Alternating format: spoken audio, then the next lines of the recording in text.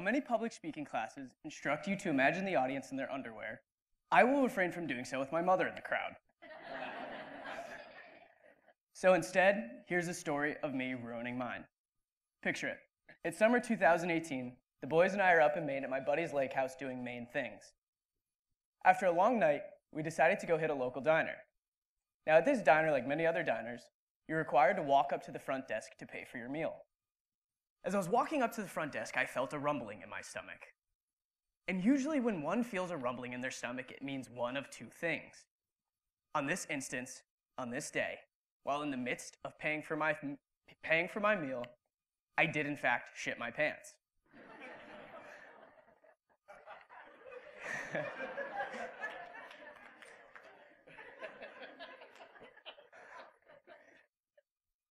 As I was standing there in my own soil, in my opinion, I played it surprisingly cool.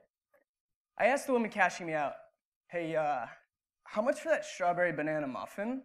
And where's your bathroom? Smooth, right? Though slightly off track, this story is still relevant. I came out on this stage incredibly anxious. And in fact, I lived most of my life incredibly anxious. So, what is anxiety?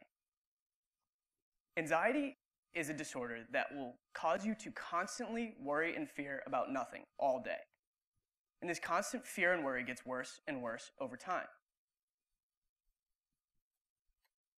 So, since 2001, the cases of anxiety in America have doubled. Roughly 34% of Americans today suffer from some form of anxiety or depression. As a child, I never truly understood what this meant. Whenever someone told me that they were anxious, I would simply tell them to just not worry about it. Everything will be fine. How many of us are guilty of doing this to someone? This social ignorance of anxiety it's a vicious cycle. Someone feels as though they can't tell you they're anxious. It makes them more anxious. And then there's some mental health disorders like depersonalization, derealization disorder that can induce severe anxiety. Depersonalization, derealization disorder occurs when you persistently or repeatedly feel as though you're observing yourself from outside of your own body. It's as if your mind and your body are one entity, but then they split into two. It's truly terrifying. Roughly 50% of people will experience this at one point in their life. However, only about 2% of people will experience it on a recurring basis. Lucky me, you guessed it, I'm part of the 2%. These very same symptoms came on for me just as I was graduating from Bryant last May.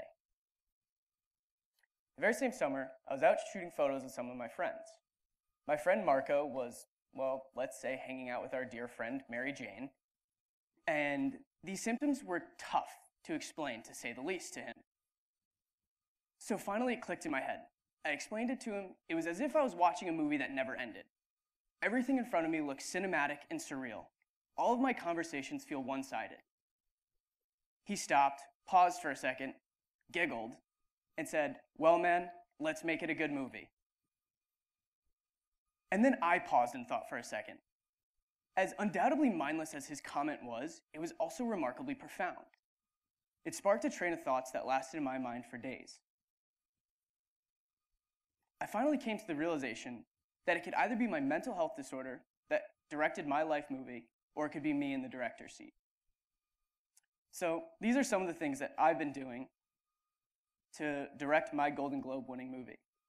First, I decided how I needed to go about curing my anxiety. I say curing like this because there is no cure. You have to learn how to live with your symptoms on a day-to-day basis. While medication can be effective, scientific research shows that cognitive behavioral therapy can be just as or even more effective in the long run. I believe an absolute key to our future is destigmatizing the idea of needing therapy. Because let's be real with each other, every single human on this earth could use just a little bit of therapy in their life.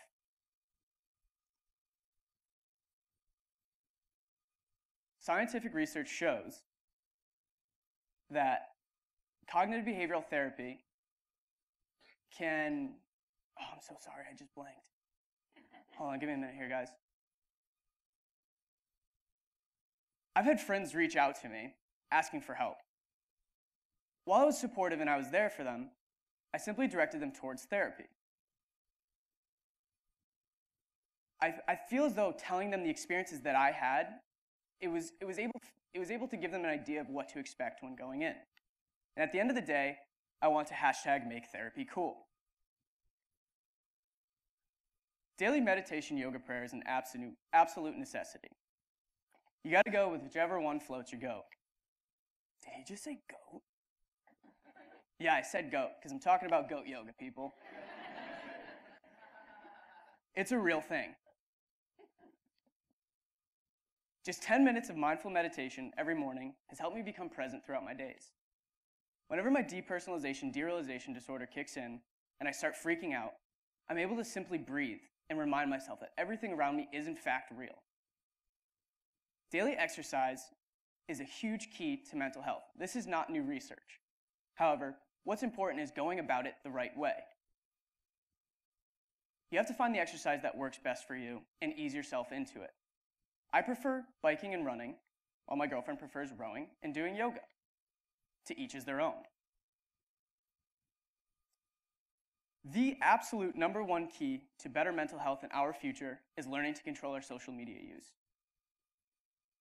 This past summer, I quit cold turkey and deleted all the apps from my phone. I went through actual withdrawals. I found I wasn't getting the dopamine pumped into my brain when I saw how many people liked my Instagram post. So why does social media affect our mental health so intensely?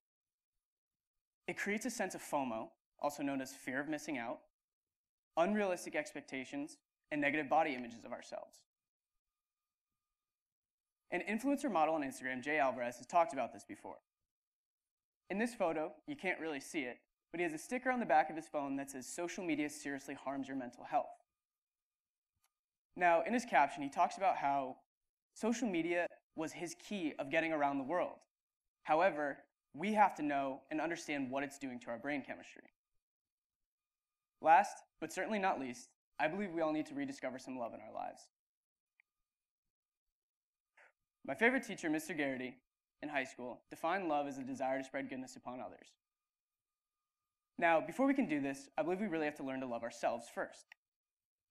After graduating from Bryant and May, I realized the office life was not for me. I was miserable and I was depressed every day. And finally, when the opportunity came to fruition, I took the leap of faith and I chased my dream of being a chef. I now work as an oyster shucker and line cook at one of the best restaurants in Boston, Little Donkey. My paycheck was cut in half, my workload was doubled, and I now bike 3 miles to and from work every day with the biggest smile on my face. I sought out to speak about this to spread some love. I want to create a better social understanding of what it's like to live with a mental disorder on a daily basis. These are the harder conversations in life that people don't want to have. However, they're the conversations we all need to start having. The hardest part is starting the conversation. By starting the conversation, I'm getting up and getting in the director's seat. Thank you.